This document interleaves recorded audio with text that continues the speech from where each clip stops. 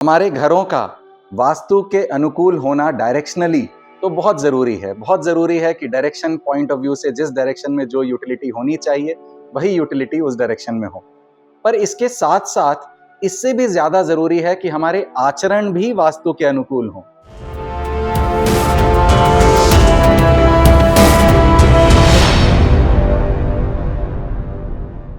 नमस्कार, मैं हूं साकार मोहता, आपका वास्तु कंसल्टेंट। और आज के इस वीडियो में हम बात करेंगे कि हमारे आचरण कैसे होने चाहिए कि हमारे घर जो हैं वो पॉजिटिविटी से भरे रहें और उनमें किसी तरह की नेगेटिविटी प्रवेश ना कर पाए। तो इस नववर्ष एक रेजोल्यूशन लें कि आप ये जो छोटे छोटे बदलाव हैं अपने आचरणों में, अपने रहन सहन के तरीके में, आप ये 100% लाएंगे अपने लाइव्स में। आप जब ये आचरणों में अपने बदलाव लाएंगे तो मैं 100% गारंटी के साथ कहता हूं कि आपका जो वास्तु के अनुकूल बना हुआ घर है, आपने रेमेडीज कर रखी हैं सारी, और फिर भी अगर आप पॉजिटिविटी फील नहीं करते हैं घरों में, तो ये आचरणों में बदलाव लाने से, ये रहन सहन के तरीके में बदलाव लाने से आपका घर 100% पॉजिटिव हो जाएगा और आप प्रॉस्पेरिटी और एबंडेंस को अट्रैक्ट करेंगे अपने लाइव्स में। तो सबसे पहली बात हमें क्या करना है कि हमें अपने घरों में यह सुनिश्चित करना है कि सफाई की कभी कोई कमी ना हो। स्पेशली किचन और टॉयलेट्स, ये दो ऐसी जगहें होती हैं, और साथ कर एक स्टोर रूम, ये तीन ऐसी जगहें होती है, किचन, स्टोर रूम और टॉयलेट्स, जहां नॉर्मली गंदगी ज़्यादा रहती है। किचन में क्योंकि दिन भर कुकिंग का काम होता है, धुएं का काम होता है, तो किचन में चिकनाई जम जाती है। ये मेक श्योर करें कि चिकनाई ना जमे। समय होते हुए जैसे जैसे चिकनाई हल्की भी जमे तो उसको क्लीन करते रहें। बाथरूम्स में भी यह सुनिश्चित करें कि आपका बाथरूम बिल्कुल स्पिक एंड स्पैन क्लीन रहे।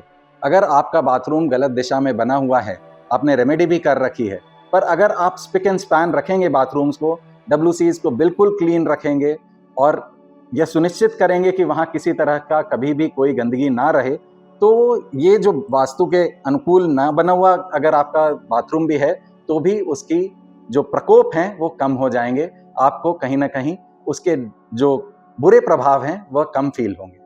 तो हमें बाथरूम्स को क्लीन रखना है। दूसरी चीज़ बाथरूम से रिलेटेड यह भी हमें करना है कि हम बाथरूम्स में जो ऊपर का जो लिड होता है बाथरूम का, उसको बंद करके रखें। बाथरूम्स के जो डोर्स हैं, स्पेशली टॉयलेट्स के जो डोर्स हैं, उन डोर्स को भी बंद करके रखें। तो अपने घरों में अगर आप ऑटो डोर क्लोज़र लगा सकते हैं अपने टॉयलेट्स में, तो ज़रूर ऑटो डोर क्लोज़र लगा लें, ताकि वह टॉयलेट्स जो हैं हमेशा बंद रहें। और बाथरूम के जो WCs के जो लिड्स हैं वो भी आप गिरा करके ही रखें। जब आपको यूज़ करना है तब उसे उठाएं और उसके बाद उसको गिरा करके ही रखें। किचन में भी किसी तरह की चिकनाई कभी ना जमने दें। किचन को यूज़ करने के बाद इमीडिएटली उसको क्लीन कर दें और व्यवस्थित ढंग से, जहां आपको यूटेंसिल्स रखना है, जहां आपको अपनी कटलरीज रखनी है, हमेशा व्यवस्थित रखें अपने चीज़ों को। यही बात आपके बेडरूम्स में भी अप्लाई होती है। चीज़ों को व्यवस्थित रखें और देखें आप पर शुक्र की कृपा बनने लगेगी। शुक्र जो कि लग्जरीज का प्लैनेट है, शुक्र यानी वीनस आपको लग्जरीज देता है, आपको कैश फ्लो देता है। तो यह आप सुनिश्चित करेगा, अगर आप अपने घरों को सजा करके ऑर्गेनाइज रखेंगे, तो यह सुनिश्चित करेगा कि आपके लाइफ में कभी भी कैश फ्लो की कमी नहीं होगी, लग्जरीज की कमी नहीं होगी। दूसरा चेंज जो हमें अपने घरों में करना है, जो कि नॉर्मली यह प्रथा चल गई है कि लोग घरों के बाहर ही अपने फुटवेयर को उतारते हैं। पर इसमें एक प्रॉब्लम आ जाती है। लोग फुटवेयर तो उतरवा लेते हैं बाहर, लेकिन जो शू रैक है वो नॉर्मली डोर के बहुत पास रख लेते हैं। कई बार ओपन शू रैक होता है, शू रैक नहीं भी होता है, तो लोग अगर गेस्ट को बोलते हैं फुटवेयर उतारने के लिए, तो वो बिल्कुल डोर स्टेप पे फुटवेयर उतार दिए जाते हैं और उसके बाद गेस्ट वगैरह घर में प्रवेश करते हैं। तो हमें एक और बात का जो ध्यान रखना है कि हम एक शू रैक बनवाएं। यह तो बहुत अच्छी बात है कि हम फुटवेयर बाहर निकाल रहे हैं, क्योंकि हम कहाँ से घूम करके आ रहे हैं, किस जगह से घूम करके आ रहे हैं, सारी नेगेटिव एनर्जी जो है हमारे फुटवेयर में स्टोर्ड रहती है। तो फुटवेयर को हमें मेक श्योर करना है कि हम घर के बाहर तो ज़रूर उतारें। पर दूसरी चीज़ इसके साथ जो मेक श्योर करनी है कि हमारे फुटवेयर बिल्कुल मेन डोर के बाहर ऐसे ही लावारिस पड़े ना रहें, भले ही वो गेस्ट के फुटवेयर हो या हमारे अपने फुटवेयर हो। एक शू रैक बनवाएं, दरवाजे से, मेन डोर से थोड़ी दूरी पर, जितनी मैक्सिमम दूरी पर आप फुटवेयर का शू रैक बना सकते हैं, वो शू रैक आप उतनी दूरी पर बनाएं जितनी मैक्सिमम दूरी पे आप बना सकते हैं। और फिर वहीं पर आप खुद के फुटवेयर हो या गेस्ट के फुटवेयर हो, उतरवा करके उसमें शू रैक में रखवा करके, शू रैक लिड वाला हो जिसे बंद किया जा सके। तीसरी चीज आचरण में जो बदलाव आपको करना है, या अपने घरों में जो बदलाव करना है इस नववर्ष, वह यह करना है कि आपके घरों में जगह जगह भगवान की मूर्तियां, भगवान के फोटोग्राफ्स, भगवान के कैलेंडर नहीं होने चाहिए। अगर जगह जगह अलग अलग रूम्स में भगवान की मूर्तियां लगी हुई है, शोपीस की तरह भी क्यों ना लगी हुई हो, कैलेंडर्स लटके हुए हैं या पोस्टर्स लगे हुए हैं या फोटो फ्रेम्स लगे हुए हैं, तो आप उन फोटो फ्रेम्स को, उन कैलेंडर्स को या उन मूर्तियों को आप अपने पूजा घर में ही स्थापित करें। जगह जगह भगवान की मूर्तियां, फोटोग्राफ्स ना लगा करके रखें। यह चेंज आप लाएं और देखें कि कैसे आपके घर में अगेन पॉजिटिविटी बढ़ती है। जगह जगह लगाई हुई भगवान की मूर्तियां नेगेटिविटी का भी कारण बन जाती हैं। तो यह भी सुनिश्चित करें कि सारी मूर्तियां, भगवान के सारे रूप स्वरूप जो भी आप जिनकी पूजा करते हैं, वह सब आपके पूजा घर में ही होने चाहिए, ना कि हर कमरे में, किचन में, जगह जगह नहीं लगाने हैं हमें भगवान के फोटोग्राफ्स और मूर्तियों। चौथी और आखिरी बात जिसके बारे में आज हम इस वीडियो में बात करेंगे, वह यह है कि हम साल भर में खुद परचेज करके या गिफ्ट्स में हमारे पास कई तरह के wall arts, wall hangings, paintings, show pieces ये हमें मिलती हैं या हम मार्केट से खरीद करके लाते हैं। तो इसमें हमें दो बातों का ध्यान रखना है। सबसे पहले तो जो भी वॉल आर्ट या वॉल हैंगिंग या शो पीस हम खरीद करके लाएं, उसमें किसी भी तरह के विकृत आकार ना हो। विकृत आकार से क्या मतलब है मेरा? कई तरह के शो पीसेज आते हैं जिसमें हाथ नहीं होते हैं, किसी में पैर नहीं होते हैं, किसी में पूरी बॉडी ही नहीं होती है, सिर्फ सर होता है, पैर होता है, और मॉडर्न आर्ट से बने हुए होते हैं। कई बार ये दिखने में सुंदर होते हैं, पर इन्हें हमें अवॉइड करना है। हमें ऐसे ही फोटोग्राफ्स लानी हैं जो पूरी हो आकार में। अगर सिर्फ पोर्ट्रेट मोड की कोई फोटोग्राफ है या पेंटिंग है तो भी चलेगी, लेकिन उसमें ये नहीं झलकना चाहिए कि आदमी के पैर हैं ही नहीं, या किसी भी शोपीस में ऐसा नहीं लगना चाहिए कि इस शोपीस में जो भी बना हुआ है, जो भी चीज़ बनी हुई है, उसके हाथ तो हैं ही नहीं, उसके पैर तो हैं ही नहीं। तो किसी भी तरह के विकृत आकारों को हमें अवॉइड करना है। दूसरी चीज वॉल हैंगिंग से रिलेटेड हमें यह ध्यान रखना है कि हम इनके उपयुक्त डायरेक्शंस में ही इनको यूज करें। उपयुक्त डायरेक्शंस कौन से हैं?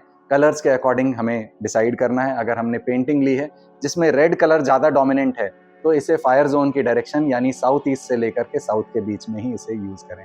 कोई ऐसी फोटोग्राफ हम लेते हैं जिसमें ब्लू कलर ज़्यादा डोमिनेंट है, वाटर सा लग रहा है, पानी, जल तत्व का प्रदर्शन उसमें आ रहा है, तो उसे हम नॉर्दर्न डायरेक्शंस में लगाएंगे। कोई ऐसी तस्वीर है जिसमें ग्रीन कलर ज़्यादा है या वुड के कलर ज़्यादा है, वुडन टेक्सचर ज़्यादा है, फॉरेस्ट का सीन है, तो उसे हम ईस्टर्न डायरेक्शन में लगाएंगे। तो इसको हमें ध्यान में रखते हुए कि कौन सी चीज़ किस डायरेक्शंस के लिए उपयुक्त हैं, हमें उन्हीं डायरेक्शंस में अपने फोटोग्राफ्स या पेंटिंग्स को लगानी है। तो इस नववर्ष आप अपने लाइफस्टाइल में यह चेंजेस अडॉप्ट करें और देखें कि कैसे आपका वास्तु के अनुकूल बना हुआ घर और पॉजिटिविटी और प्रॉस्पेरिटी और एबंडेंस आपको देता है, और आपकी लाइफ 2025 में जो आपकी लाइफ 2024 में थी उससे कई गुना बढ़ करके आप 2025 में बहुत अच्छी लाइफस्टाइल जीते हैं। आशा करता हूं आपको मेरी यह वीडियो पसंद आई है और आप मेरी दी हुई सारी बातों को आप उपयोग में लाएंगे। Thank you so much.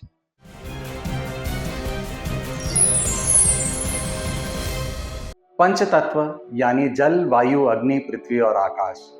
और इसमें अगर आकाश तत्व की बात करें तो यह एक ऐसा तत्व है जो कि मिस्टीक है, जो कि एथरिक बॉडी को रिप्रेजेंट करता है।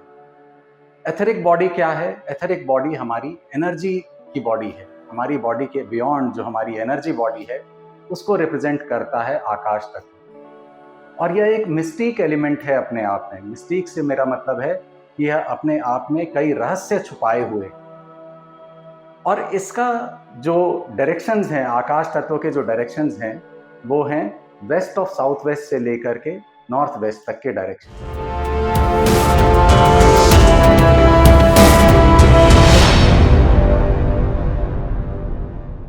नमस्कार, मैं हूं साकार मोहता, आपका वास्तु कंसल्टेंट, और आज के इस वीडियो में हम आकाश तत्व की एक सबसे इंपॉर्टेंट डायरेक्शन यानी कि वेस्ट की डायरेक्शन के ऊपर बात करेंगे। वेस्ट की डायरेक्शन जो कि मैनिफेस्टेशन की डायरेक्शन है, जो कि गेन्स एंड प्रॉफिटेबिलिटी की डायरेक्शन है। यहाँ हमें कैसे अपने मैनिफेस्टेशंस को लिखने हैं, कैसे अपने मैनिफेस्टेशंस अपने व्यक्त करने हैं, ताकि हमारे मैनिफेस्टेशंस जल्द से जल्द पूरे हो सके। वेस्ट डायरेक्शन के जो देवता हैं वो है पुष्पदंत देवता। पुष्पदंत बेसिकली कुबेर के वाहक हैं। तो कुबेर जी को एक जगह से दूसरी जगह जाने के लिए जब जाना होता था तो वे बेसिकली पुष्पदंत देवता को इंस्ट्रक्शंस दे देते थे कि मुझे यहाँ पहुँचा दो, और पुष्पदंत देवता कुबेर जी को वहाँ पहुँचा दिया करते थे। तो हमें भी बेसिकली यही काम करना है। वेस्ट की डायरेक्शन में हमें पुष्पदंत देवता का आह्वान करना है, उनको इन्वोक करना है और उनको अपनी विशेष बतानी है कि हम कहाँ पहुँचना चाहते हैं। हम बात करें अपने मैनिफेस्टेशंस की, तो मैनिफेस्टेशंस सबसे पहले कैसी होनी चाहिए? जो हमारी विशेष हैं उनके लिए 3 इंपॉर्टेंट पैरामीटर्स हैं। सबसे पहले तो वो अचीवेबल होनी चाहिए। अचीवेबल से क्या मतलब है कि आज अगर आप 1 लाख रुपए कमा रहे हैं तो आप अपने विश में नहीं डालेंगे कि आप कल से 1 करोड़ रुपए कमाने लगेंगे। एक तो अचीवेबल होना चाहिए आपका विश। दूसरा जो है मेजरेबल होना चाहिए। मेजरेबल मतलब आप अपने विशेस को क्वांटिफाई कर पाएं। जब आप क्वांटिफाई करने की बात कर रहे हैं तो अगर आप हेल्थ के रिस्पेक्ट में से फॉर एग्जांपल आपकी विश है कि आज आप 5 mg की गोली खाते हैं बीपी की, तो यह जो गोली है यह घट करके 2.5 mg की हो जाए, तो इसको हम मेजरेबल कहते हैं। तो पहली बात मेजरेबल होनी चाहिए आपकी विश, दूसरी बात अचीवेबल होनी चाहिए, और तीसरी और मोस्ट इंपॉर्टेंट बात एक टाइम बाउंड हम करेंगे अपने विशेस को। टाइम बाउंड से मेरा क्या मतलब है कि जब आप अगेन बीपी की गोली की अगर बात करें, अगर हम चाहते हैं कि हमारी बीपी की जो गोली है उसकी पावर घट करके 5 mg से 2.5 mg हो जाए, तो हम यह भी बताएंगे कि यह कब तक हम चाहते हैं कि कितने टाइम पीरियड में यह घट करके 5 mg से 2.5 mg की हो जाए। तो हम एक टाइम बाउंड विश बनाएंगे। अगर हम ग्रोथ के रिस्पेक्ट में अपनी कोई विश बना रहे हैं तो हमारी बेसिकली विश होगी कि हमारा जो सैलरी है या हमारी जो इनकम है वो अप्रैल 2025 में इतनी हो जाए। अब ये तो हमने विश है ये हमारी, पर जब हम इसको मैनिफेस्ट करेंगे तो हम इसको प्रेजेंट कंटिन्यूअस टेंस में लिख करके मैनिफेस्ट करेंगे और पुष्पदंत देवता की जगह यानी वेस्ट की डायरेक्शन में लगाएंगे या वहां प्लेस करेंगे। कोई विशेष जो हम डिस्प्ले कर सकते हैं अपनी विशेष को, उनको डिस्प्ले पे लगाएंगे ताकि रोज हम आते जाते उन विशेष को पढ़ें, उन मैनिफेस्टेशंस को पढ़ें और वो हमारे सबकॉन्शियस माइंड में एक पॉजिटिव नोट डाले। जिन विशेष को हम डिस्प्ले नहीं कर सकते हैं, जो बहुत पर्सनल है हमारे लिए, तो और हम नहीं चाहते हैं कि हम बाकी सभी लोगों को उसको बताएं, तो वैसे विशेष को हम एक एनवलप में या एक फाइल में डाल करके वेस्ट के डायरेक्शन में जो भी हमारी कैबिनेट है उस कैबिनेट में हम रख सकते हैं। प्रेजेंट कॉन्टिन्यूअस टेंस में हमें विशेष को रखना है, लिखना है। प्रेजेंट कॉन्टिन्यूअस टेंस क्या होता है? प्रेजेंट कॉन्टिन्यूअस टेंस हो गया कि हमने उस चीज को अचीव कर ली है।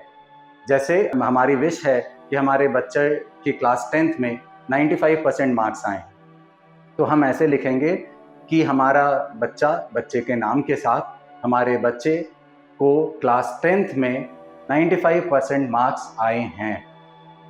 अगर हम अपने पर्सनल गोल, अपने जो सैलरी या अपने इनकम की गोल की बात करें तो इनकम के रिस्पेक्ट में हम ऐसे लिखेंगे कि अप्रैल 2025 या जो भी हमारा टारगेट है, मार्च 2025 या अप्रैल 2025 या जून 2025 में हमारी जो इनकम है वो बढ़ करके इतने अमाउंट रुपीस हो गई है। तो ये प्रेजेंट कंटिन्यूअस टेंस में कि हमारी जो विश है वो हो गई है पूरी टाइम के साथ कि इतने तारीख तक ये इतना हमने अचीव कर लिया है, और ये लिख करके हमें वेस्ट के डायरेक्शन में लगानी है। वेस्ट के डायरेक्शन जैसा मैंने पहले कहा कि पुष्पदंत देवता की डायरेक्शन है।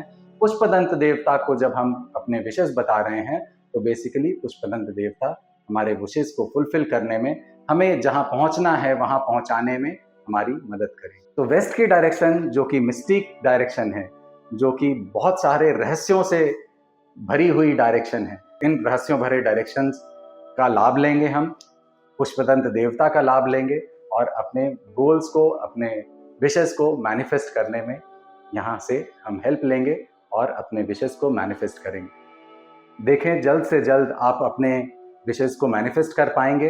आपको सिर्फ वेस्ट के डायरेक्शन की मदद लेनी है। अपने घर के सेंटर पे खड़े होकर के 270 डिग्रीज वेस्ट, घर का 270 डिग्रीज वेस्ट आइडेंटिफाई करें, ना कि अपने रूम का।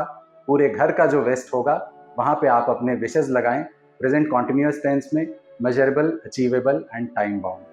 आप अपने विशेज़ को वहाँ लगाएं और देखें कैसे वो विशेज़ जल्द से जल्द पूरे होते हैं।